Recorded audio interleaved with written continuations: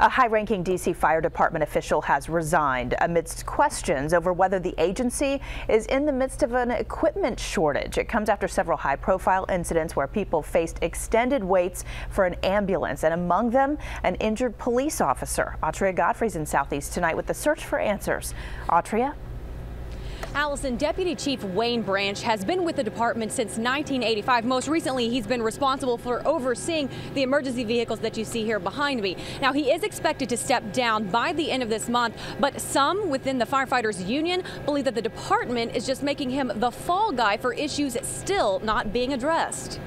We're affirmed that your testimony. He's the first man to publicly take the fall for the ongoing issues within the D.C. Fire Department. Seen here testifying before the D.C. Council last month about the readiness of emergency vehicles, Deputy Chief Wayne Branch retired just 5 days later.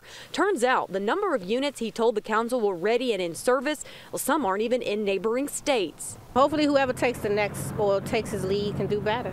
Just some of the fire units listed as currently in service, one that hasn't had compartment doors for more than a year, this one that has been listed as out of service since 2010, and this one that's been sitting in a scrapyard in Wisconsin for the past 4 years. When you see us struggling to do day-to-day operations, I can't imagine a terrorism event or a natural disaster. Smith, president of the Firefighters Union, is referring to multiple incidents where ambulances weren't available. Last Tuesday, a D.C. motorcycle officer waited in the street nearly 20 minutes after suffering a broken leg during a hit and run. He was eventually picked up by a Prince George's County ambulance. We definitely need a quicker response in 20 minutes.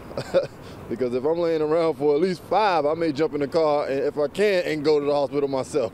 But the fire department and the man taking over for Branch maintains it was all a miscommunication and the fleet is fine. We're going to make sure that we have the resources we need. If we don't, we're going to go find them.